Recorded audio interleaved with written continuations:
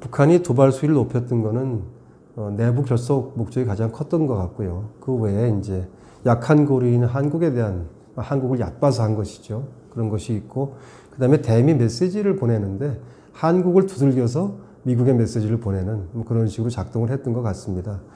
지금 이제 김정은 위원장이 나타나서 대남 도발을 보류시켰는데 그 가장 큰 이유는 제가 보기에는 상당 부분 자기네들 목적이 달성됐다고 판단하고 있는 것이 아닌가 싶습니다. 즉, 남쪽에서 전단을 문제 삼았더니 남쪽에서 정부 여당이 대북 전단 살포 금지법을 만들겠다고 하니까 뭐 그 법이 만들어지면 북한의 직접적인 목적은 달성이 되는 것이거든요. 아마 북한으로 봐서는 이렇게까지 뭐 될 거는 망외 소득이 아니었겠는가 그렇게 생각을 합니다. 그래서 목적 달성이 상당 부분 됐기 때문에 이제 숨고르기로 간다고 볼 수가 있고, 그렇다고 해서 북한이 과연 가까운 장래에 또 남북 대화를 한다든지 마주 앉겠느냐 하는 거에 대해서는 아마 그렇지 않을 거라고 생각합니다. 최소한 미국 대통령 선거 때까지는 지금의 남북 간의 경색 국면이 계속 될 것으로 생각이 되고, 이렇게 남북 관계가 철저히 미북 관계에 종속 변수가 돼버린 거에 대해서 문재인 정부의 대북 정책을 했던 사람들은 왜 그런지 정말 자기 반성과 앞으로의 대안 모색이 필요할 거라고 생각을 합니다. 볼턴 회고록과 관련해서는 그 볼턴 보좌관의 이런 사람이 참 독특한 사람이고 친구도 많지 않고, 사실은 이렇게 빨리 아주 노골적인 회고록을 내놓은 데 대한 공직자로서의 자세도 제가 보기에 바람직하지 않다고 생각합니다. 그리고 볼턴 보좌관이 우리 대한민국 대통령에 대해서 굉장히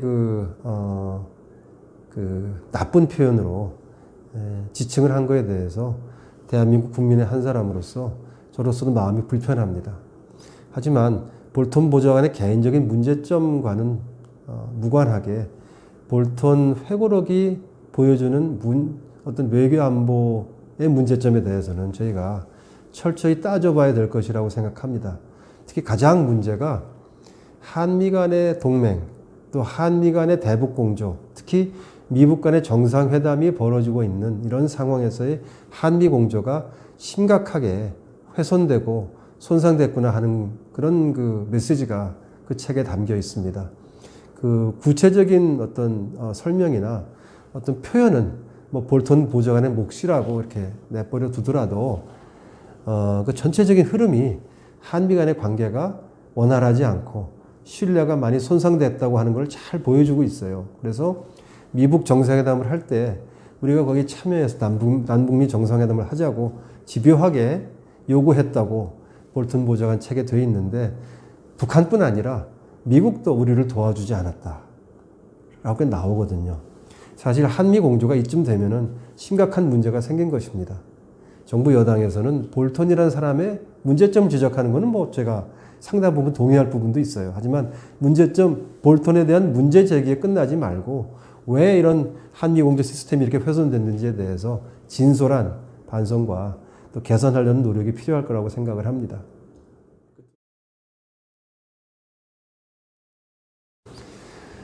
북핵 문제에 대해서는 우리의 대비 태세를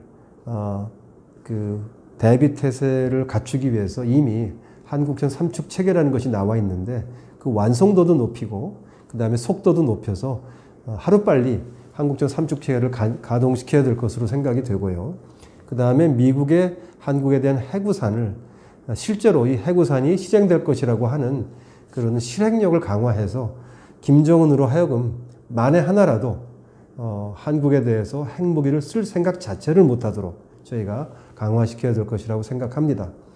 그 다음에 협상에 대해서는 협상이라고 하는 것은 북한이 비핵화를 할 수밖에 없겠구나 하는 상황 조성이 선행되어야 협상이 의미가 있습니다. 그리고 지난 2년 동안의 협상 과정을 보면 또 이러한 어떻게 보면 외교에 있어서의 아주 진리가 다시 한번 증명이 됐는데, 따라서 한미 간의 대비 태세를 강화해서 북한에 대한 압박 요인을 높이고, 또 한미일 간의 안보 협력을 강화해서 중국에 대한 압박을 높임으로써 중국이 북한으로 하여금 비핵화에 나서도록 그렇게 역할을 하도록 저희가 상황 조성을 하고 그렇게 되면 사실은 좀 비핵화를 얘기할 수 있는 협상 국면이 또 열릴 수도 있는 것입니다. 나오면 협상은 뭐 피할 필요가 없이 가서 하면 되고요. 다만 협상하는 과정에서 우리의 대비 태세 구축 노력은 절대로 늦고서나 아니면 소홀히 해서는 안 된다는 점을 제가 제3, 제4 강조를 하고 싶습니다.